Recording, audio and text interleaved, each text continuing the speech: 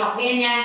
Hôm nay lớp mình sẽ được học món soda tình yêu. Đây, nhìn rất là hấp dẫn nha các anh chị nha. Nó là sự kết hợp giữa soda này, sữa chua và mứt trái cây. Hai là mứt trái cây luôn. Nói chung trong này là có tới 4 cái thành phần nguyên liệu luôn nha.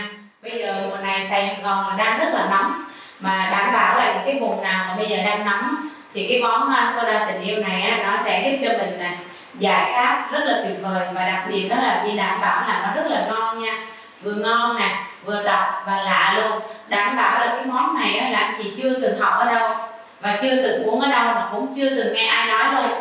Bởi vì cái món này là học viện mình mới sáng tạo ra, gần đây thôi ha, mới sáng tạo ra, và nó màu sắc thì rất là đẹp, nước thì rất ngon. Chính vì vậy là ngày hôm nay Nhi sẽ dành tặng cái món soda tình yêu này cho các anh chị học viên học trực tuyến của mình. Thì nguyên liệu của chúng ta thì ở đây là Nhi sẽ có siro dâu, mứt dâu, rồi mứt chanh dây, rồi soda, sữa chua ha, sữa chua thì Vinamilk hoặc hãng nào cũng được. Rồi ở đây mình sẽ có lá húng quế hoặc là anh chị có thể dùng lá bạc hà. Ở đây là chanh tươi. Đó, đây là những nguyên liệu cần thiết để mình làm được cái món gọi là soda tình yêu. Vì sao Nhi lại đặt cái món này soda tình yêu? Bởi vì khi mình làm xong mình uống thì cái mùi vị của nó rất là đặc biệt nha. Nó sẽ ngọt chua mà chua thanh của sữa chua nha, ngọt chua nhẹ nhàng. Kèm theo cái soda thì nó sẽ tạo được cái độ gọi là tươi mát, và cái phần ga của soda đó nó sẽ làm cho mình có một cái cảm giác rất là lân mà tức là uống vào cảm giác rất là tươi mát luôn mà lân đó. Còn về dâu và chanh dây thì nó sẽ có nó hòa quyện vào, nó sẽ có cái mùi thơm rất là ngọt ngào. Ngoài ra thì khi mình làm xong thì anh chị thấy đó, đề con của mình sẽ có 3 lớp vàng, trắng và coi như là hồng dâu đó. Vàng, trắng và hồng dâu thì rất là đẹp. Mà nếu khi mà mình khuấy đều cái ly này lên uống ngon nó còn đẹp nữa nha. Xíu nữa mình làm xong, khi mà mình thử món mình sẽ khuấy đều lên uống, và cái thành phẩm của mình nó sẽ có một cái màu là hồng cam pastel rất là đẹp. Hồng cam pastel nghĩa là màu hồng cam nhưng mà màu hồng cam nhạt.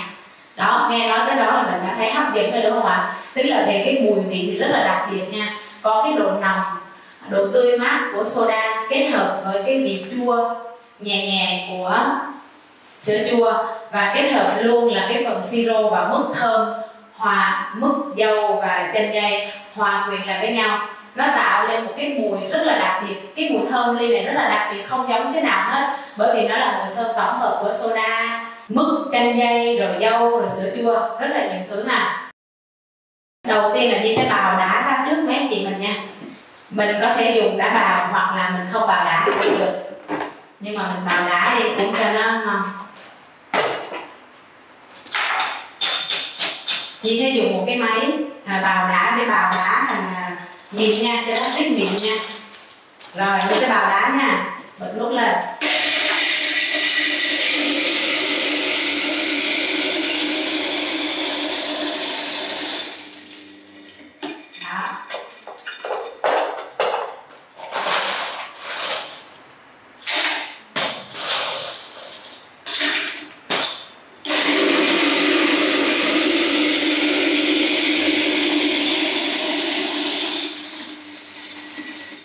Nếu như anh chị đang xem video và thấy video này là hữu ích thì hãy nhấn like và comment câu hỏi bên dưới để được giải đáp. Đừng quên đăng ký kênh YouTube và nhấn chuông thông báo để được học mỗi tuần một công thức tự nhiên nha. Như vậy là chúng ta đã có một cái phần đá bào rất là ngon. Bây giờ món này nó cực kỳ là đặc biệt nhưng mà làm rất là dễ nha. Bây giờ đầu tiên là Nhi sẽ đong mứt của chanh dây trước. Đây, Nhi sẽ sử dụng mứt chanh dây. Ở đây thì Nhi dùng mứt chanh dây Golden Farm. Mấy anh chị dùng mứt chanh dây Golden Farm hay Octopus đều được, nhưng mà Nhi thích Golden Farm hơn bởi vì cái mùi vị nó tự nhiên hơn á, uống thì nó giống tự nhiên lắm, nó tới 50-60% là chanh dây tươi luôn mà. Đây mình dùng 20ml mứt chanh dây Golden Farm cho vào ly.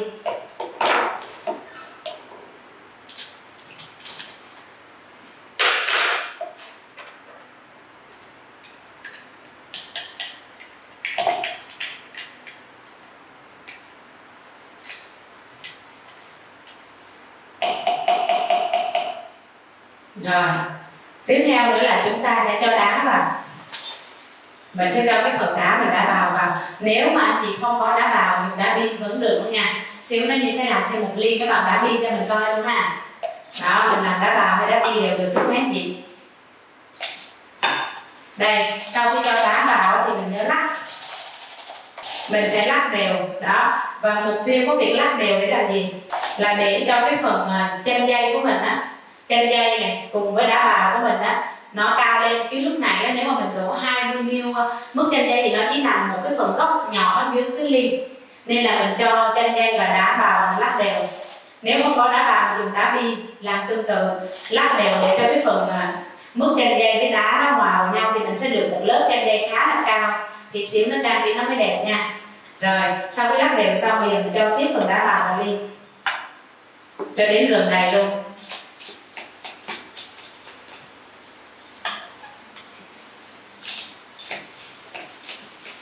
Đó, cho gần đầy luôn nha. Đây, mình sẽ cho gần đầy luôn. Và tiếp theo mình sẽ cho sữa chua vào. Mình sẽ cho sữa chua vào, mình lấy 40ml sữa chua nha. Lấy 40ml sữa chua. Nguyên cái hộp sữa chua này đong ra là được 80ml, mà mình sẽ lấy 40ml, tức là nửa hộp đó mấy anh chị. Nửa hộp sữa chua. Sữa chua bỏ mát thì càng tốt nha, nó sẽ đông thì nó sẽ có được 2 tầng dễ dàng hơn. Bây giờ mình sẽ rót sữa chua của mình vào trong cái phần đã bào á, để nó làm 2 lớp. Sau khi rót xong á, thì anh chị thấy là chúng ta lắc tiếp thì nó sẽ được 2 lớp.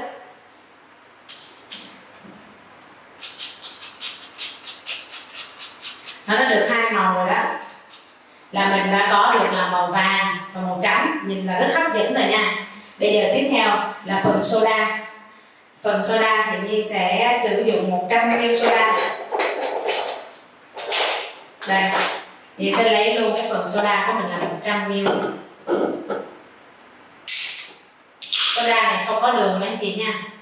100ml soda.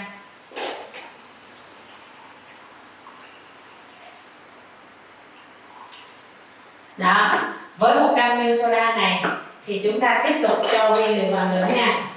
Mình sẽ cho là 10ml siro. Mình lấy 10ml siro dâu. Rồi tiếp theo chúng ta lấy thêm 10ml mứt dâu. Nếu mình dùng một mình mứt hay là một mình siro thì nó không ngon, mình phải kết hợp vậy mới ngon. Mình lấy thêm 10ml mứt dâu. Bây giờ Nhi sẽ cho siro dâu, 10ml siro dâu, 10ml mứt dâu vào cái ly soda của mình, khuấy đều lên. Thì chúng ta có được cái phần nước soda màu hồng nha. Bây giờ cho đá lên tới đầy ly luôn này. Lúc này thì bắt đầu cho đá tới đầy ly luôn, để chuẩn bị đổ soda lên và thành được 3 màu, 3 tầng này mấy anh chị nha.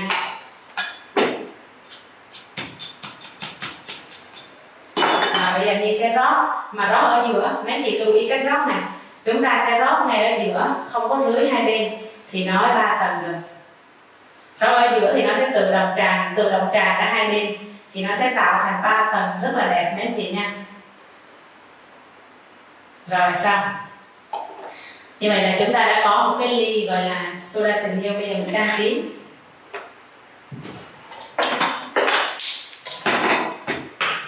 Tiếp theo bây giờ Nhi sẽ trang trí một lát chanh.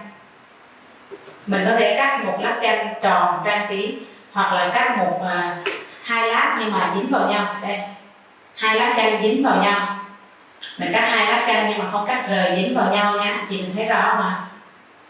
Rồi bây giờ mình sẽ kẹp vào cái thành ly của mình.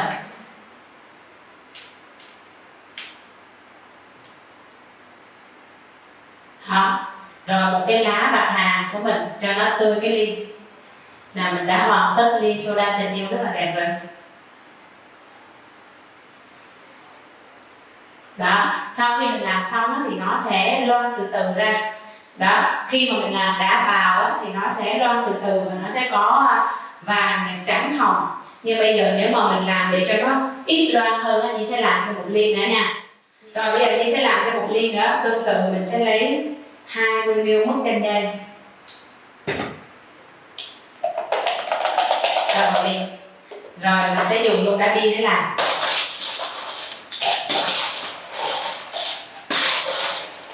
Đây, cho đá bi vào liền rồi lắc, cũng lắc luôn.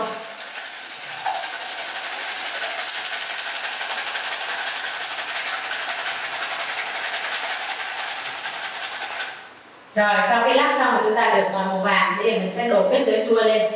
Cái phần sữa chua còn lại cũng là 40ml đó, mình rót sữa chua lên luôn. Mình rót sữa chua lên để tạo thành lớp thứ hai màu vàng. Mà anh chị lưu ý là nếu mà sữa chua này thì để trong ngăn mát cho nó hơi đặc thì càng tốt nha. Keo cái này là bị quên để ngăn mát nó hơi lỏng chút. Rồi tiếp theo tương tự mình cũng lấy soda 100ml.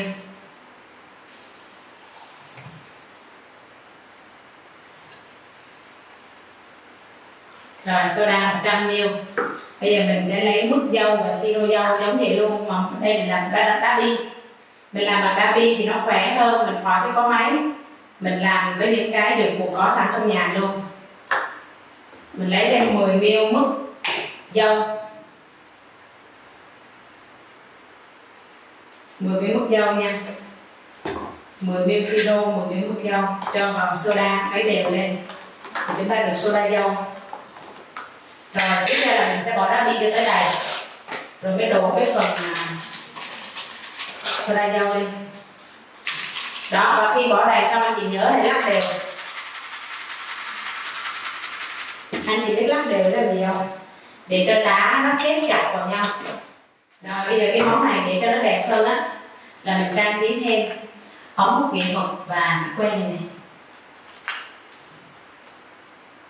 Này lắc đều lên, anh chị nhớ này, khi mà làm đá bi thì mình lắc đều lên. Và thực ra là đá bi nó sẽ giữ được 3 tầng tốt hơn cả đá bào nha.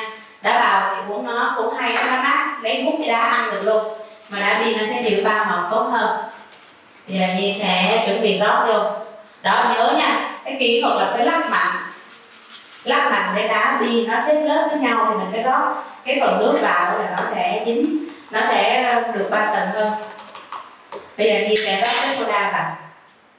Rót cái soda vô, rót ở giữa luôn nha, mình cũng rót ở giữa luôn. Chứ mình không có rót theo kiểu là rải đều. Rót ở giữa luôn. Rồi xong. Như vậy là chúng ta đã có được một ly soda tình yêu rất là bắt mắt. Trang trí chanh không mấy anh chị? Đó, mình sẽ trang trí một lát chanh ngay trước cái phần ống hút của mình luôn cho nó tươi. Và thêm một cái lá bạc hà nữa. Đó, mình làm bằng đá bào cũng được, mà đá bi thì nó còn đẹp hơn nữa. Vậy thì Nhi sẽ chúc cho các học viên mình thực hiện cái món soda tình yêu này thành công, ứng dụng vào công việc cũng như là cuộc sống của mình hiệu quả. Hello, xin chào tất cả mọi người. Nếu như anh chị đang xem video và thấy video này là hữu ích thì hãy nhấn like và comment câu hỏi bên dưới để được giải đáp. Đừng quên đăng ký kênh YouTube và nhấn chuông thông báo để được học mỗi tuần một công thức tự nhiên nha. Chúc mấy anh chị mình sẽ học được nhiều điều hữu ích, ứng dụng vào công việc hiệu quả. Cảm ơn mọi người.